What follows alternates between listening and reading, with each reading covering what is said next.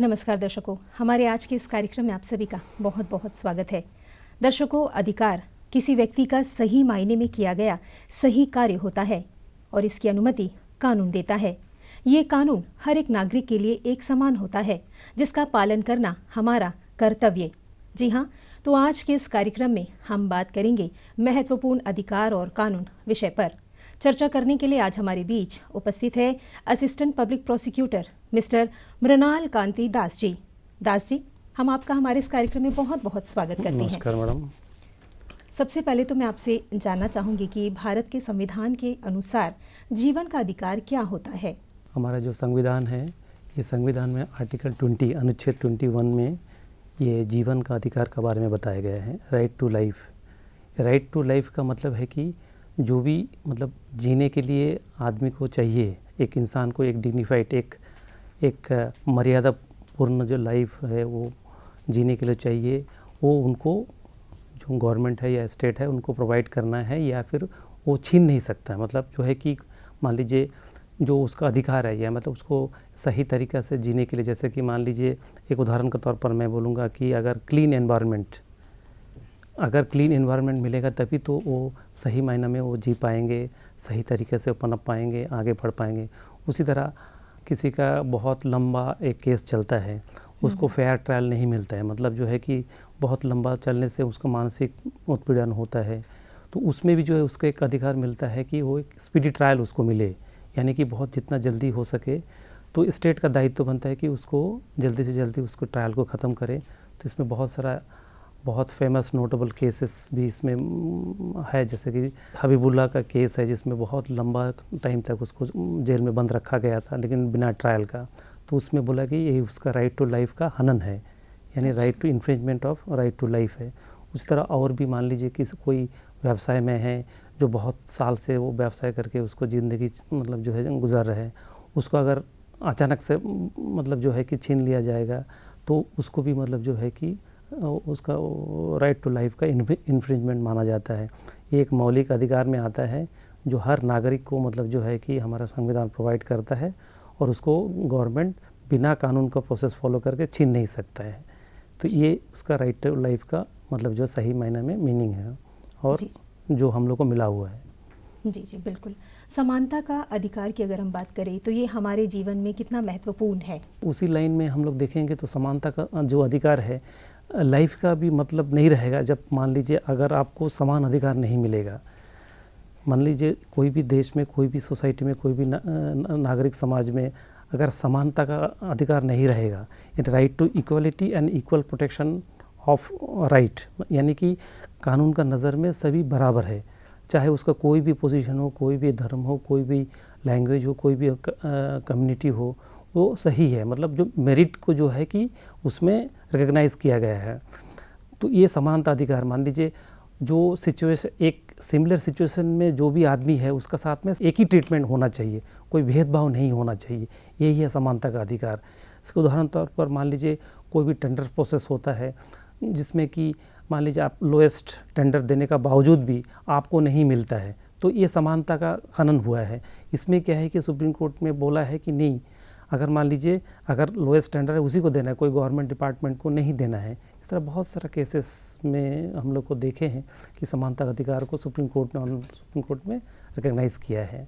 जी जी, जिस तरह से आपने बताया कि हर जो नागरिक है वो किसी भी समुदाय से बिलोंग करता हो, सबके लिए कानून एक समान है। जी।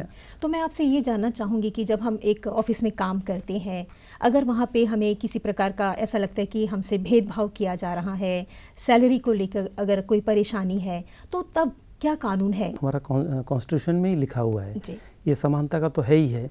और आर्टिकल 39 जो कि हालांकि वो फंडामेंटल राइट में नहीं आता है, वो एक डायरेक्टिव ऑफ स्टेट पॉलिसी, यानी कि गवर्नमेंट कभी भी जब पॉलिसी बनाएगा तो उसके लिए एक डायरेक्शन दिया हुआ है उसमें। तो उसमें दिया है कि इक्वल काम के लिए इक्वल पे होना है, इक्वल सर्कमस्टेंस में इक्वल ट्रीटमेंट होना है, मतलब वर्क प्लेस में इंक्लूडिंग चिल्ड्रेन वुमेन का साथ में इक्वल ट्रीटमेंट होना है। अगर नहीं होता है ये हम इसके लिए हम लोग कोर्ट में जाके उसको क्लेम नहीं कर सकते, लेकिन ये गाइडलाइंस गवर्नमेंट को या स्टेट को दिया गया है कि जब भी कानून उसी लाइन में चलते हुए, जैसे कि वर्किंग वुमेन का जो एक कानून बना है कि जो लैक्टेटिंग मदर है उनको सही तरीके से उनको वहाँ पे वो प्रोविज़न होना चाहिए वो ऑफिस में या वर्क प्लेस में कि वो अपने बेबी को या अपने चाइल्ड को ठीक से उसको देखभाल कर गया उसको ये कर सकते, या फिर उसका रेस्ट रूम होना है, ये सारा प्रोविज़न उसमें दिया हुआ है। अगर मान लो उसके साथ में भेदभाव होता है, छेड़छाड़ होता है, तो उसके लिए एक अलग से कानून बना हुआ है कि उसके लिए कमेटी बनेगा हर ऑफिस में कि वो कमेटी उसको शिकायत करे, उसको इंटरनल इंक्वायरी करेगा। तो ये सारा जो चीज़ हमारा संविधान में दिया हुआ है और उसके लिए स्पेशल कानून भी बना हुआ है।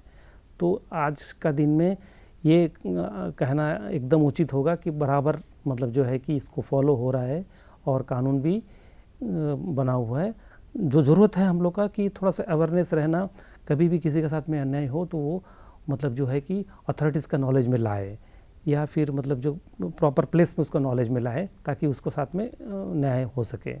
जी जी, दरवाज़ा हमेशा खुला है कहीं भी मतलब जो है। बहुत सारा कानून के ज़रिए हमारे लिए अधिकार है और अगर हमें उस अधिकार के बारे में पता ही ना है तो हम आगे नहीं बढ़ सकते हैं। जी, अब मैं आपसे जानना चाहूँगी कि FIR और NCFIR इसमें क्या अंतर है? देखिए, FIR जो होता है ये होता है कॉग्निजेबल ऑफेंस का बारे में, यानी कि कॉग्निजेबल ऑफेंस मैं मतलब बहुत सिंपल भाषा में बताऊँ, जो सीरियस ऑफेंस होता है जिसको हम लोग मतलब जो है संज्ञान में ले सकते हैं, मतलब ना कोर्ट संज्ञान में ले सकता है या पुलिस संज्ञान में ले सकता है।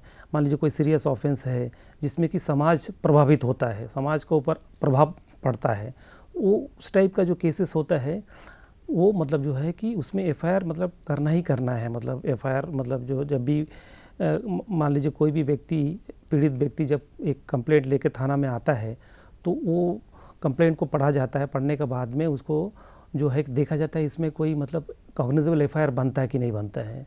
अगर बनता है तो FIR होना है, FIR होना है। अगर मान लीजिए पुलिस उसको FIR नहीं करता है, मान लीजिए एक कॉग्निजेबल ऑफेंस बनता है फिर भी FIR नहीं होता है, तब जाके मतलब वो SP के पास में उसको जाना है, SP के पास में कंप्लेंट देना है, वहाँ पे भी काम नहीं होता है, तब जाके कोर्ट के पास में आप आके एक एप्लीकेशन दे सकते हैं कि देखिए ऐसा ऐसा मेरे साथ में अन्याय हुआ है। तो कोर्ट की तरफ से, जो कि चीफ जुडिशियल मैजिस्ट्रेट कोर्ट होता है, वहाँ से एक डायरेक्शन मतलब जो होगा कि 156(3) के तहत कि जो है कि एक कंसर्न SHO को डायरेक्शन दी कि आप इसमें FIR करिए और इन्वेस्टिगेशन करिए। तो ये हो गया FIR। NCFIR जो होता है, जो छोटा मोटा केस डिस्प्यूट होता है प्राइवेट पर्सन का बीच में, जो माइनर ऑफेंस होता है जिसमें समाज उतना इफेक्टेड नहीं होता है, वो होता है NCFIR मतलब नॉन कॉग्निजेबल FIR। उसमें पुलिस मतलब कोई कार्रवाई नहीं कर सकता है, ना कोई अरेस्ट ना कोई इन्वेस्टिगेशन उसमें नहीं कर सकता है। अगर उसमें करना ही है, मान लीजिए कोई ऐसा कोई घटना है जिसमें करना है, तो या तो खुद पुलिस कोर्ट से ऑर्डर को ऑब्टेन कर सकता है, या जो इफेक्टेड आदमी है वो भी कोर्ट में जाके ऑर्डर ऑब्टेन करके मतलब जो इन्वेस्टिगेशन करा सकते हैं। तो उसमें क्या है कि पुलिस का पावर नहीं है अरेस्ट करने का या फिर उसको इन्वेस्टिगेशन करने का, लेकिन इसमें जो है कि पुलिस को पावर ऑटोमेटिकली आ जाता है आपका इन्वेस्टिगेशन करने का, और उसमें arrest including arrest and seizure तो है ही है, वो तो कर सकता है। तो यही एक बेसिक डिफरेंस है कि उसमें अरेस्ट इन्वेस्टिगेशन कर सकता है FIR में, और इसमें इन्वेस्टिगेशन नहीं कर सकता है बिना कोर्ट का ऑर्डर का। यही अंतर होता है आपका NCFIR और FIR में, जिसके लिए अलग अलग प्रोविज़न बना हुआ है हमारा CRPC में। जी जी बिल्कुल। जब ऐसे कोई शिकायत दर्ज करवाता है तो क्या उसका कॉपी उसे मिलता है? जी जी, उसको एकदम फ्री ऑफ कॉस्ट में और देन एंड देयर उसको कॉपी दिया जाता है। अगर कभी किसी कारणवश अगर 1-2 दिन के बाद बुलाते हैं और अगर हमें नहीं मिलता है तो क्या अगर हम जाने से मिल जाता है, बोलने से, कोई लेटर लिखना पड़ता है, ऐसी कोई बात होती है? नहीं, ऐसा कोई लेटर लिखने की ज़रूरत नहीं, ऐसे बोलने से ही मिल जाएगा। अच्छा। और आज का दिन में तो हमारा जो IT का रेगुलेशन में अभी ये ऑनलाइन में पब्लिक डोमेन में अवेलेबल है, या उसको प्रॉपर वेबसाइट में जाके आप उसको भी डाउनलोड कर सकते हैं, या फिर उसका जो भी है पास-इन लॉग पासवर्ड और जो लॉगिन का वो सब जानकारी हासिल करके हम लोग खुद ही उसको मतलब जो है कि हम लोग ऑब्जर्व कर सकते हैं, निकाल सकते हैं। जी जी, कोई दिक्कत नहीं है आज का दिन में। ओके। जैसा आपने बताया कॉग्निजेबल और नॉन कॉग्निजेबल जो है, इस जो ऑफेंस होता है इसमें क्या अंतर होता है, ये क्या होता क्या है एक्चुअल में? एक्चुअल में देखा जाएगा जैसे छोटा, जैसे कि हम एक उदाहरण के तौर पर कुछ सेक्शन हम बता देते हैं, जैसे कि 323 है। 323 में हल्का फुल्का किसी को चोट लगता है, ठीक, खरोच आ जाता है, ठीक है, ऐसे धक्का मुक्की हो जाता है, तो वो 323 में वो नॉन कॉग में आ जाएगा। ठीक है। अगर मान लीजिए कोई धारदार हथियार से किसी के ऊपर हमला हुआ, कोई चाकू से, कोई दाव से, या फिर कोई, तो वो 324 में आ जाएगा। मतलब क्या है कि वो, क्योंकि उसमें उसको इंजरी बहुत ग्रीवियस होता है, इंजरी थोड़ा सीरियस होता है, और इसमें हल्का फुल्का जो मतलब जो है ये होता है, क्योंकि अभी हर चीज़ में स्टेट इंटरफेयर नहीं कर सकता है। स्टेट का इंटरफेरेंस का ज़रूरत तभी होता है जब वो उस चीज़ को, क्योंकि मान लीजिए एक बहुत ज़्यादा घटना होता है जिसमें मर्डर हो जाता है या बहुत मतलब राइट होता है या पब्लिक बहुत इन्वॉल्व होता है, तो उसमें समाज को एक हिला देता है, समाज को इफेक्ट होता है। तो उसी टाइप का चीज़ में जो है कि हमारा कानून बना है कि मतलब जो है कि उसमें पुलिस हस्तक्षेप करेगा और उसमें इन्वेस्टिगेशन होगा। नॉन कॉग्निजेबल में क्या है कि वो प्राइवेट पर्सन अगर वो खुश नहीं है पुलिस का काम से, तो फिर वो कोर्ट में जाके मतलब जो है कि अपना तरीके से भी केस कर सकता है। उसके लिए भी कानून बना हुआ है। वो कंप्लेंट केस फाइल करके उसको आगे बढ़ा सकता है। मान लीजिए अगर कोई ज़िद्दी आदमी होता है और खुश नहीं होता है पुलिस का काम से, तो कोर्ट में जाके भी वो अपना मतलब न्याय को प्राप्त कर सकता है। कोई मतलब उसमें ये नहीं है उनको, लेकिन सही जानकारी उनको होना है क्या उनका नुकसान हुआ और क्या कैसे उसको जस्टिस मिलेगा, यही बात है। दास जी, आजकल हम देखते हैं कि जो माता पिता है वो बच्चों को पालते हैं, पोसते हैं, बड़ा करते हैं, उनको नौकरी लगता है, उनका जीवन संवारते हैं, लेकिन जो बच्चे हैं वो माता पिता का जब उनका ध्यान रखने का समय आता है तो साथ छोड़ देते हैं। तो ऐसे में माता पिता के लिए क्या अधिकार है? देखिए, ये भी बहुत अच्छा एक प्रासंगिक टॉपिक है, रिलेवेंट टॉपिक है आज का दिन के लिए, क्योंकि हमारा दायित्व है। हमारा देश ऐसा देश है जहाँ पे हम हमेशा बुज़ुर्ग को हमने बहुत मतलब जो है कि ख्याल हम लोग करते हैं और उनको, लेकिन आज ऐसा देखा है क्योंकि हमारा देश में अभी वेस्टर्नाइजेशन का बहुत कल्चर है, तो माता पिता को या तो ओल्ड एज होम में रखना या फिर उनको नेगलेक्ट करना, देखभाल नहीं करना, एक ट्रेडिशन मतलब जो है कि आस्ते आस्ते बन रहा है। तो इसके लिए कि ये सरकार ने ये बहुत पहले ही सोचा था। तीसरे 2007 में एक कानून बना है, maintenance and welfare of parents and senior citizen act 2007 करके एक बना है। उसमें ये प्रावधान बनाया है कि अगर मान लीजिए कोई भी सीनियर सिटीजन है या पेरेंट्स है जिसको उनका बच्चा है या फिर स्टेप चाइल्ड है, जो भी है उसका बच्चा, स्टेप चाइल्ड, स्टेप डॉटर जो भी है, वो उसको देखभाल नहीं करता है, उसको जो डिग्निफाइड लाइफ जीने का जो ज़रूरत है वो प्रोवाइड नहीं करता है, उसको अटेंड नहीं करता है, मेडिकल अटेंड नहीं करता है, तो फिर उसका पास में एक ही रास्ता है कि मतलब एक ट्राइब्यूनल बना हुआ है, वो ट्राइब्यूनल में एप्लीकेशन फाइल करे। वो एप्लीकेशन के ऊपर में एप्लीकेशन ट्राइब्यूनल, जैसे कि हमारा साउथ अंडमान में एक ट्राइब्यूनल बना हुआ है जिसमें हम लोग SDM साहब उसका चेयरमैन है, उसमें तहसीलदार मेंबर है, उसमें एक मेडिकल ऑफिसर भी मेंबर है। वो एप्लीकेशन को वहाँ पे एग्जामिन होता है, उनका तरफ से जो भी गवाही पेश किया जाता है उसको रिकॉर्ड करके फिर एक मेंटेनेंस का ऑर्डर मतलब जो है कि बच्चे को मतलब दिया जाता है, और अगर वो नहीं मानता है तो उसको इम्प्लीमेंट करने का भी कोर्ट का पावर मतलब जो ट्राइब्यूनल को दिया गया है। तो एक अच्छा कानून है, और इस कानून में हमारा मौजूदा सरकार ने अच्छा अमेंडमेंट लाया 2019 में, बहुत व्यापक उसमें उसका दायरा को और भी बढ़ाया है, और भी मतलब जैसे कि हर डिस्ट्रिक्ट में वेलफेयर ऑफिसर को बनाया गया है। पहले एक वेलफेयर ऑफिसर सिर्फ सोशल वेलफेयर का होता था, अभी वेलफेयर ऑफिसर, तहसीलदार भी वेलफेयर ऑफिसर है, आपका जो BDO है, ब्लॉक डेवलपमेंट ऑफिसर, वो भी वेलफेयर ऑफिसर। तो इनका जो शिकायत है, पेरेंट्स का जो शिकायत है या पेरेंट्स का जो नहीं मेंटेनेंस का जो बात है, वो इनका पास में जाके वो कर सकता है और वो व्यवस्था करेगा। वो जो वेलफेयर ऑफिसर है उनका दायित्व है कि उनको सही तरीके से गाइड करके उनको जो भी मतलब जो है कानूनी सहायता या फिर जो भी मदद करना है वो करेगा। करने के लिए कानून में प्रावधान बनाया गया है। जी। वैसे हम ये हमेशा से सुनते आए हैं कि जो महिला है उनको सूर्यास्त के बाद मतलब गिरफ्तार नहीं किया जा सकता। तो इसके बारे में हम विस्तार से जानना चाहेंगे। क्या कोई अगर वो महिला कोई बड़ा ऐसा क्राइम कर देती है तो क्या उसको गिरफ्तार किया जाता है? क्या है इसके बारे में हमें डिटेल्स में बताइएगा। हमारा CRPC में प्रोविजन में 46 सेक्शन में बताया गया है कि उसमें जो जैसे कि एक कोई भी महिला अगर अपराध करता है तो उसको सनसेट या सनराइज़ का बीच में नहीं करना है। लेकिन उसमें एक प्रोविज़न दिए है कि मान लीजिए ऐसा सिचुएशन, एक्सेप्शनल सिचुएशन जो बहुत ही मतलब जो है कि एक्स्ट्राऑर्डिनरी सिचुएशन जो बनते हैं, अगर उसमें करना है तो एक महिला अधिकारी वो भी कोर्ट का परमिशन लेके मैजिस्ट्रेट का परमिशन लेके उसको रात में भी अरेस्ट कर सकता है, लेकिन कोर्ट का परमिशन का साथ में करना बिना है। परमिशन ऐसा पॉसिबल नहीं कर सकते, या तो फिर दिन का टाइम में ही करना है। ये मतलब जो है कि प्रोटेक्शन दिया हुआ है। वो भी वुमेन ऑफिसर को मतलब जो है कि अरेस्ट करना है, मतलब जो है कोई मेल ऑफिसर नहीं है। और ये तो होगी आपका मतलब जो है कि महिला। और जब मान लीजिए नॉर्मल टाइम में जब अरेस्ट होता है कोई महिला को, तो उसमें भी मोस्टली ये देखा जाएगा या कोशिश किया जाना चाहिए होता है कि एक महिला ऑफिसर उनको अरेस्ट करे। अगर कोई मेल ऑफिसर उनको अरेस्ट करता है तो उनको अरेस्ट मतलब उनका बदन को नहीं छू सकता है, वो टच नहीं कर सकता, उसको ऐसे मुंह से ओरली उसको बोलना है कि यू आर अंडर अरेस्ट। उसको बिना टच करे ही उनको जो बोलना है यू आर अंडर अरेस्ट। तो ये जो कानून, इसका प्रोटेक्शन अभी हमारा कानून में बहुत अमेंडमेंट आया है, उसका तहत ये सब फॉलो होना ज़रूरी है। इसका पालन नहीं होने से उसमें जो है कंटेम्प्ट ऑफ कोर्ट भी है और उसके ऊपर एक्शन भी होता है। ये इसमें इसी संदर्भ में मैं कहूँगा कि जो अधिकार है मतलब जो है अरेस्टेड पर्सन का, इसी से रिलेटेड है कि जब भी कोई अरेस्ट होता है, मान लीजिए कि हमारे देश में मोस्टली, क्योंकि अभी भी हमारा देश उतना एजुकेटेड नहीं है, बहुत मतलब जो अनएजुकेटेड कम लिखा पढ़ा, उनको पता नहीं होता है कानून का अधिकार के बारे में। जब भी होता है तो उनका एक अधिकार है कि वो अपना चॉइस का कोई लॉयर से कंसल्ट करे, या जब उनका जब पूछताछ होता है, उनका जब इंट्रोगेशन होता है, तब भी कोई लॉयर से उस पूछताछ करने का, उसका फ्रेंड को, उनका फैमिली मेम्बर को इन्फॉर्म करना है। ये सब जो है कि अधिकार उनका है कि हमें अरेस्ट है, किस सेक्शन में हमको अरेस्ट किया गया, किस कारण से, किस क्राइम के लिए हमको अरेस्ट किया गया, ये हमको बताया जाए। और जब भी अरेस्टिंग ऑफिसर का नेम, डेजिग्नेशन, उनका जो रैंक है, ये सब क्लियर यूनिफॉर्म में होना है, ये सब कानून में दिया हुआ है। और हर 48 आवर्स के अंदर में उनको जो मेडिकल चेकअप होना है, उनका साथ में टॉर्चर नहीं होना है।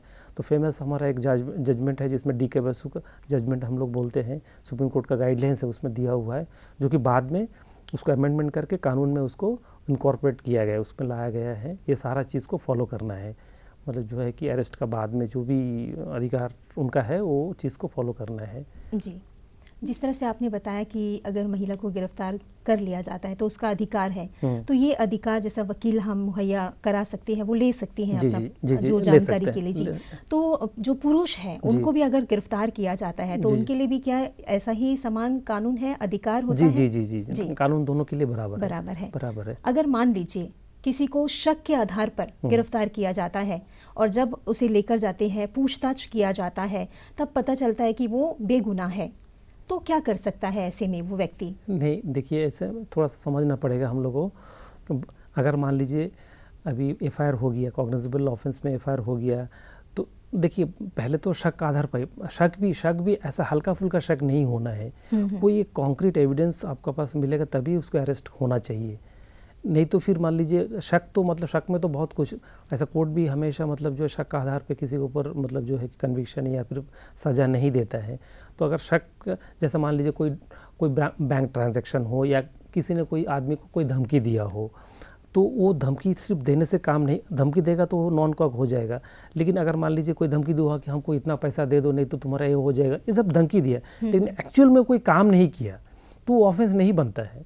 अगर इस तरह का मतलब कोई चीज़ में मान लीजिए ऑफेंस नहीं बनता है, फिर भी अरेस्ट हो जाता है, ठीक है, अरेस्ट हो जाता है, तो फिर उसका पास रास्ता है, क्योंकि अरेस्ट हो गया वो तो प्रोड्यूस हो जाएगा कोर्ट के पास में। तो मतलब जो है कि जब प्रोड्यूस होगा तब जो कोर्ट में या मैजिस्ट्रेट के सामने ये चीज़ को मतलब जो है कि उनका वकील हाईलाइट करके उसको मतलब जो बताएं कि देखिए ऐसा बात है, तो कोर्ट जो है कि वो एक्शन ले सकता है। कोर्ट उसको एक्शन लेके तुरंत उसको बेल में छोड़ सकता है और बाद में फिर उसको ऊपर में एक्शन के लिए भी रिकमेंड कर सकता है कि ये इसमें सही नहीं किया। लेकिन वो जो भी केस हुआ उसका मतलब जो एक रिपोर्ट कोर्ट में आना है, मतलब जैसे कि मतलब जिसको हम लोग चार्जशीट बोलते हैं या रिपोर्ट इन फाइनल फॉर्म बोलते हैं, वो कोर्ट में आना है। आने के बाद में फिर कोर्ट उसको फैसला कर सकते हैं। और मान लीजिए उसका बहुत ही हनन हुआ तो फिर हाई कोर्ट में चैलेंज करके वो कंपेंसेशन भी मांग सकता है कि देखिए मेरे साथ में अन्याय हुआ है, तो ये गलत FIR था, इससे मेरा को इतना बेइज्जत, तो वो हाई कोर्ट में जाके उसको ये कर सकता है। लेकिन शुरुआती तौर पर जब कोई भी प्राइमा फेसी जब केस होता है, कॉग्निजेबल ऑफेंस में FIR होता है, तो पुलिस का अधिकार होता है उस इन्वेस्टिगेशन करना, और इन्वेस्टिगेशन का एक पार्ट होता है अरेस्ट और सीजर। तो इसमें कोर्ट भी शुरू में मतलब उतना इंटरफेयर नहीं करता है, लेकिन जब वो फाइनल स्टेज में आ जाता है, जब पता चलता है, तो फिर मतलब जो है कि कोर्ट एक्शन उसके ऊपर जो फॉल्टी ऑफिसर है उसके ऊपर एक्शन ले सकता है। जी जी बिल्कुल। जो विभिन्न समुदाय हैं इसके अंतर्गत जो विवाह को नियंत्रित करने का प्रावधान होता है, इसके लिए क्या अधिकार बनाए गए हैं? देखिए जो विवाह का अधिकार है, हर मतलब जो कम्युनिटी है, जैसे कि हिंदूज़ है, मुस्लिम्स है, क्रिश्चियंस है, उनका अपना अपना कानून बना हुआ है, पर्सनल लॉ जिसको हम लोग बोलते हैं, वो बना हुआ है। उसी में तहत मान लीजिए अगर सेम समुदाय से है तो फिर कोई इशू नहीं है, वो तो जैसे हिंदू मैरिज एक्ट है उनका, हिंदू मैरिज का हिसाब से उनको जो भी होगा। अगर मान लीजिए डिफरेंट कम्युनिटी है, एक कम्युनिटी दूसरा कम्युनिटी से जब शादी होता है तो उसके लिए स्पेशल मैरिज एक्ट बना हुआ है 1954 में।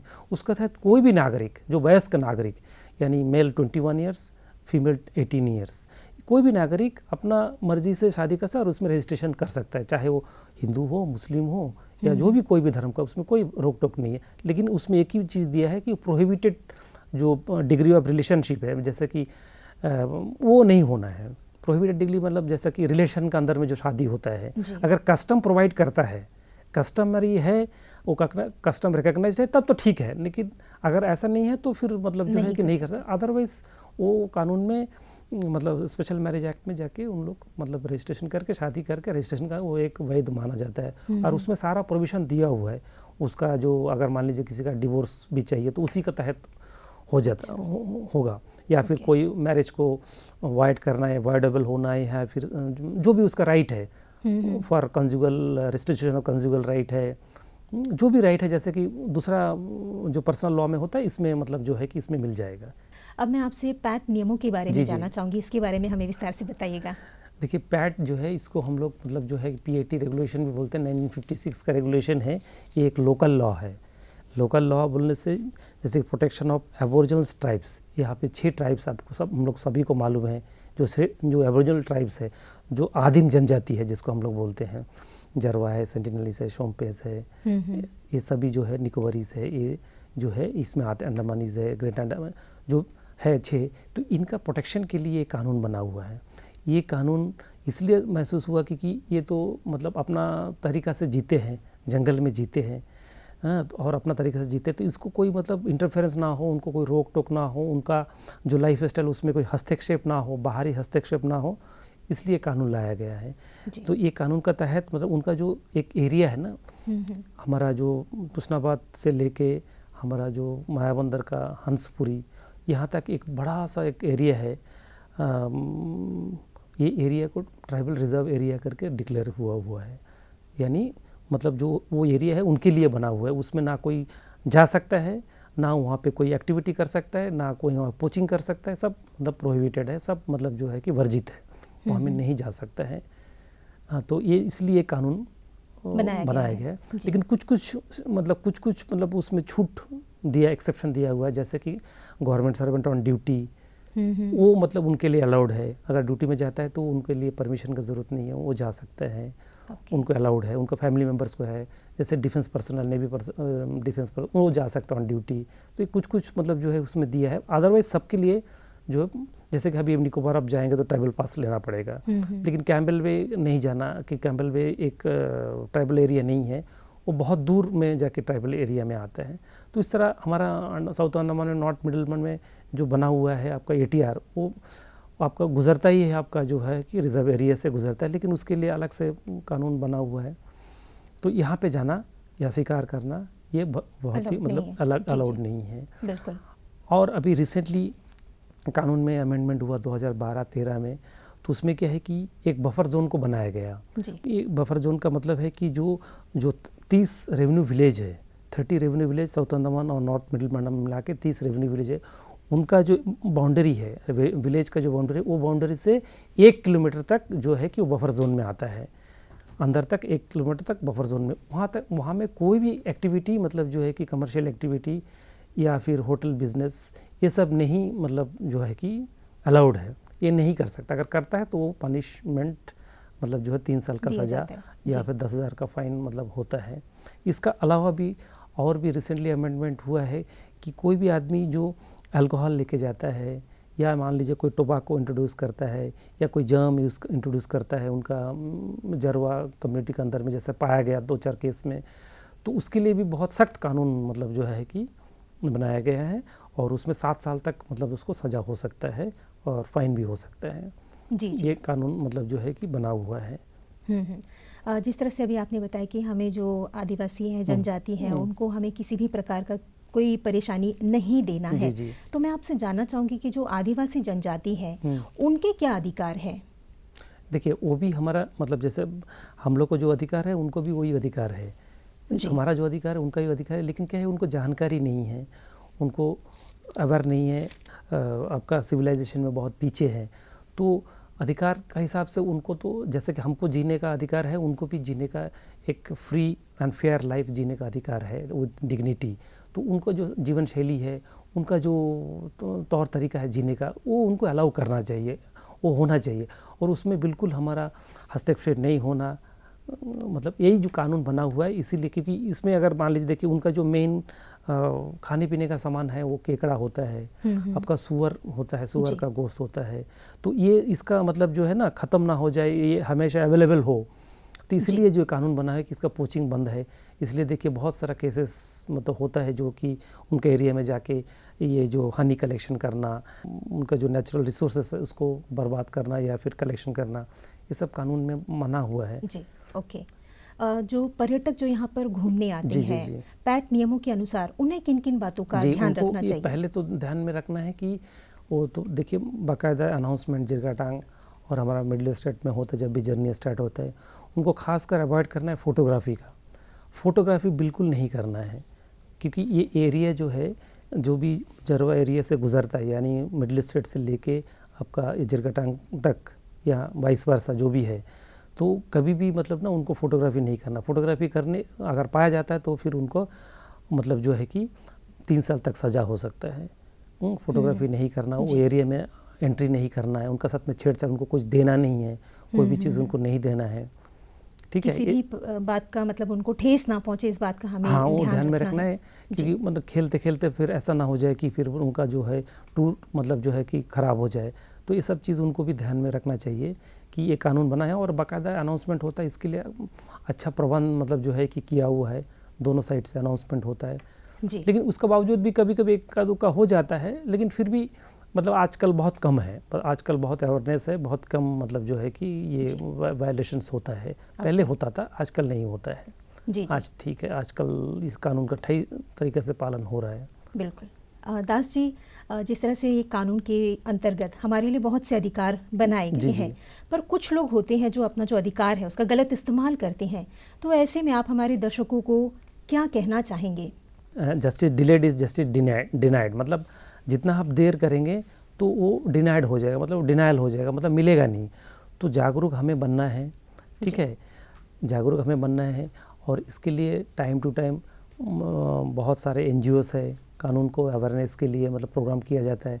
खासकर हमारा जो लोक अदालत है, लोक अदालत में pre litigation legal awareness camp किया जाता है, मतलब स्कूल में, फिर जगह जगह विलेज में जाके किया जाता है अवेयरनेस क्रिएट। जो उनसे रिलेटेड जो कानून है, कैसा उनको अपने को रक्षा करना है, वो बताया जाता है। तो ये चीज़ को उनको जानना है, और थ्रू रेडियो TV तो हमेशा आते ही रहता है। थोड़ा सा बिल्कुल अपने आप को जागरूक रखना है जी, बिल्कुल, और अपने अधिकार का सही इस्तेमाल करना। और कभी अगर अन्याय होता है तो वो तुरंत मतलब अधिकारी या फिर मतलब जो कंसर्न जगह में उनको नॉलेज में लाना है। बिल्कुल लाने से उनको मतलब सब तरीका अवेलेबल है जो कि उसको मतलब न्याय मिले, तो उसके लिए सब कुछ है, मतलब जो है कि हाँ जी। तो दास जी, आज आप हमारे कार्यक्रम में आए, अपना कीमती समय हमें दिया और विषय से संबंधित तमाम जानकारियाँ हमसे साझा की, इसके लिए हम हमारे पूरे दूरदर्शन टीम की ओर से आपका बहुत बहुत धन्यवाद करते हैं। थैंक यू मैडम, बहुत बहुत धन्यवाद आपको भी मेरे को बुलाने के लिए, थैंक यू। तो दर्शकों, हम उम्मीद करते हैं कि हम अपने अधिकारों का सही इस्तेमाल करेंगे और एक अच्छे नागरिक बनेंगे। इसी उम्मीद के साथ अब हमें दीजिए इजाज़त। नमस्कार।